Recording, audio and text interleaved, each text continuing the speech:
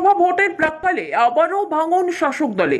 শক্তি বৃদ্ধি করল জাতীয় কংগ্রেস। সোমবার দুপুর 1টা নাগাদ বহরমপুরের দলীয় কার্যালয়ে প্রদেশ কংগ্রেস সভাপতি অধীর চৌধুরীর হাত ধরে বেলডাঙ্গা 1 নম্বর ব্লকের 50 জন তৃণমূল কর্মী যোগদান করল কংগ্রেসে।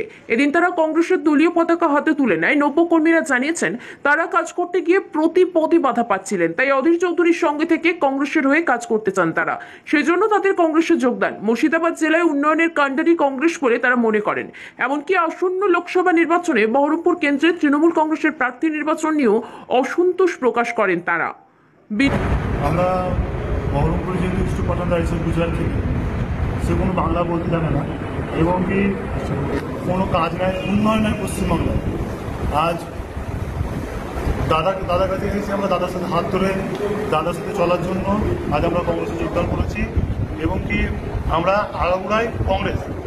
আর আমাদের কিছু ছেলেপেলে আছে তারা তৃণমূল করতো এবং তারা আজ কংগ্রেসে যোগদান করেছে এবং আমরা দাদাকে বহরমপুরে নিজের ছেলেকে পেতে চাই এবং যেন দাদা আমাদের বহরমপুরে কাজ করুক, আমরা এইটুকুটাই চাই। তোমরা তৃণমূলকে ভোট দিয়েছিল তো? হ্যাঁ, আমরা তৃণমূলকে ভোট দিয়েছি। তো এবার কোনো উন্নয়ন পাইনি, ওর জন্য আমরা কংগ্রেসকে ভোট দেবো এবং কি কংগ্রেসের সাথে থাকবো। ইস্যু পাঠান প্রার্থী হওয়াতে কি পছন্দ হয়নি? না, একটা দিদি বাইরে থেকে প্রার্থী নিয়ে এসে, গুজরাট থেকে প্রার্থী নিয়ে এসে বাংলায় বহরমপুরে দাঁড় করাচ্ছে, সে তো কোনো বাংলায় জানে না। সে যদি বাংলা বলতে জানতো তাহলে আমরা দাদা ইস্যু পাঠানকে ভোট দিতাম। আজ সে বাংলা বলতে জানে না, তাহলে আমরা তাকে কি করে ভোট দিব? আজ সে ভোট নিবে, কাল গুজরাট চলে যাবে। একটা যদি এমপি হয়ে লাগে আমরা তার কাছে যাবো, গুজরাটে যাবো? হ্যাঁ, 5,000 টাকা 10,000 টাকা খরচা করে গুজরাট চলে যাবো?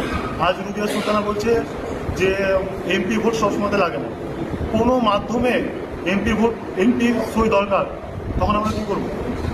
রুবিয়া সুলতানা বলছে এমএলএ ভোটে কাজ হবে, এমএলএ ভোটে যদি কাজ হবে তাহলে এমপিকে ভোটে দাঁড়িয়ে কি লাভ? কোন অঞ্চল থেকে? আমার মোহনা ওয়ান। কি নাম তোমার? সাইদ শেখ। কংগ্রেসের দরজা করছেন একেবারে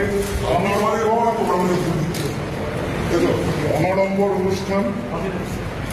কংগ্রেসের কার্যালয়, সেই কার্যালয়ে অধীর রঞ্জন চৌধুরী হাত ধরে আজকে মহুরা অঞ্চলে সেই ছাত্র যুবরা কংগ্রেসের প্রতি আকৃষ্ট হয়ে এবং তৃণমূলের প্রতি চৌধুরী হাত থেকে তারা ভারতীয় জাতীয় কংগ্রেসের পতাকা গ্রহণ করছেন এবং তারা অনেকদিন থেকেই বলছে যে আমরা প্রদেশ কংগ্রেস সভাপতি হাত থেকে আমরা পতাকা গ্রহণ করবো। এটা আমাদের খুব মনে নিচ্ছে প্রদেশ কংগ্রেস সভাপতি শ্রী অধীর রঞ্জন চৌধুরী।